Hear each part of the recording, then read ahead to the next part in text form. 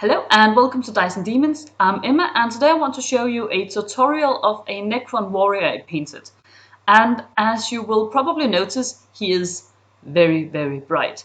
And the whole project for me was trying to paint something that was almost too bright and too neon, even for me. So this was an experiment I did also for myself to see if I could paint something that I myself would think, is that too much? And I actually think I kind of succeeded with the Necrons, which is cool. I think I reached my limit. It turns out I do have a limit for bright colors, and I think the Necrons are it. And I look forward to having an entire army painted like this because it'll just look totally outrageous, which I think is awesome and fun. First off, I start with the contrast paint Volupus Pink and just give a quick coating of that. The model itself is primed with the Wraithbone spray. I try to be a little bit careful so I don't get paint all over the place, so I don't have to tidy up afterwards. Then I use the Achillean Green, also contrast paint, for other parts on the model. I like these two paints together. I think they work pretty well. I don't really have a plan for exactly where I want the colors to go. I just try it out as I go along. I never ever make plans before I paint. I just paint. Then I use the Aethermatic Blue, also contrast paint, because I think it works really well with the other two paints. It's sort of in the same color range, but still noticeably different. And I've decided that this will be the color for all the more bone-like parts on the model. And then I use the Black Templar, also a contrast paint, just for the weapon. I want the weapon to stand out as markedly different from the model itself. Next up, I use the Terradon Turquoise to do a darker shadow and outlines on the parts of the model that are painted with the Achillean Green, and also on the parts that are painted with the Volupus Pink. Next up, I use Achillean Green, the color I also used on bigger parts of the model, as the darker shadowy color on the Aethermatic Blue. I use the same color here because I wanted to sort of bind the model together to make sure it ends up as a cohesive whole, even though the colors are going to be so violently bright. Next up, I use Mood Green for the lighter highlights on the Achillean Green. Mood Green is a citadel color.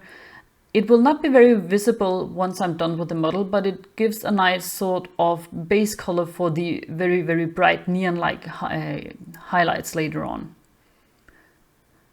And I do a bit of cross-hatching here like I'm doing with other models, but it's pretty difficult with such a tiny model with so many rounded corners and edges and stuff. Next up, I use Light Livery Green from Vallejo, also as a way of trying to highlight the model.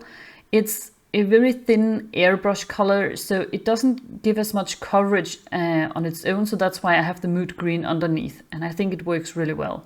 I really, really like the Light Livery Green. It's a very nice, bright color, and it's got a lovely consistency to work with as well. Lastly, I give it a tiny bit of highlight using a mix of pigments I've tried making. It's a pigment from Green Stuff World called Fluor Pigments Yellow, and I mixed it with some painting medium and some other paints, and I have to say I really like the color, but it does get a bit grainy. I can't get it to be quite as smooth as I had hoped. So I don't know if I'll continue doing that. I really like the effect, but I'm not quite sure if I like working with it the way it is. So I have to make up my mind at some point. Next up, I highlight the pink, and I use a mixture again of the Volupus Pink and a white paint called Matte White from the Army Painter. And I just do this the same way I did with the Mood Green, trying to give it a bit of a base for the lighter highlights that will come later. Next up, for the metal paints, I use one of those new paints, Rune Lord Brass by Citadel. I bought all the new paints for the Necrons just to try them out, and I actually really enjoy the Rune Lord Brass. I think it has a nice sort of color to it. Next up, I use an ink from Green Stuff World called Candy Ink Quartz Magenta, and I put that on top of the lighter highlights I put on the pink bits of the armor, just to give it a bit of more sort of glow. It'll look a little bit shiny afterwards, but in the end these are gaming models, so I'll end up giving them an a matte varnish, so it won't be a problem. Then I take my trusty gold paint, Retributor Armor, and just do a bit of,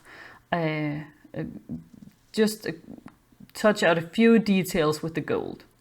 Then I go back to working on the pink armor here, and I use cross-hatching, as you can see, and the paint I'm using is a mixture of a pigment from PK Pro called Cyclam Red, and then a bit of white, again the matte white from Army Painter.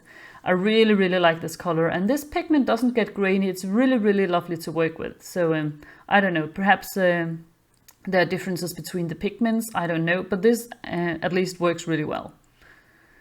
Then I give the all the metal parts a wash of the Cryptek Armor Shade Gloss, also one of those new Necron themed paints. And I actually really like this. It's not as good as my old Citadel chestnut ink, but it actually comes relatively close, and I really like it. I think it gives a nice sort of warm glow to the metal parts. Lastly, on the pink armor, I do a highlight in white, and I try to be relatively sparing with it. I don't want it to get too overboard here, but on the other hand, I do want a proper highlight so that it's easy to see where the armor plates begin and end. And as you can see, I only do the wider highlights here on the top of the armor just to give an illusion of where the light source, let's say a sun or something, would hit it from above. I also highlight the lighter turquoise parts painted with the Aethermatic Blue with white as well. And again, I try to do that on top of parts of the model, so where light would probably hit it if it was standing outside in the sun or something. I'm not going for a real non-metallic metal look, so it's not something that I'm willing to spend hours upon hours trying to work out, but just, you know, trying to be a bit careful with it. Here, unfortunately, as you can see, it's a bit blurry, but I'm doing a very quick wet blending for the wiring or the cables on the gun, and it's just the Achillean green mixed with one of the new paints, the Technical Tesseract Glow. Just a very quick wet blend, nothing fancy or anything. I just wanted it to look like it was sort of alive with energy and ready to spew out awfulness on the enemy. Lastly, I highlight the middle bits with Stormhost Silver, and also just the gun itself, just highlighting it quickly. And here you have the finished results. I have so far been painting 4 Necron warriors, so I'm not quite there yet with an entire army, but I think at some point I will probably get there. I have decided to give them a relatively simple base, just with some textured paint on the base itself, and then some very brightly colored tufts, just to give it a sort of a feeling that they are standing in a sort of toxic wasteland almost, that perhaps makes them a bit more likely to look the way they look. So they are sort of blending in with their surroundings. I don't know, I don't have a proper explanation. I just like painting really crazy colors, and I just really wanted to try out this silly painting scheme and see where it would take me.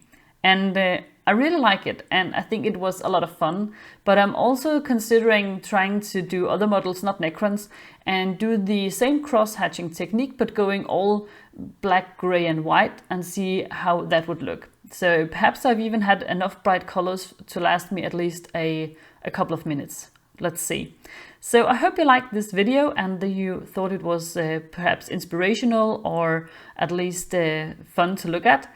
And if you did, let me know in the comments section below. If you think this is an awful color scheme and that I'm ruining the beautiful new models, you are also more than welcome to tell me. You will not be the first person to say so. So anyway, if you have models of your own you want to show off, please join me on the Dice and Demons showroom on Facebook. And if you like this video, I hope you will consider giving it a like and subscribing to my channel. Thank you so much for watching. Bye.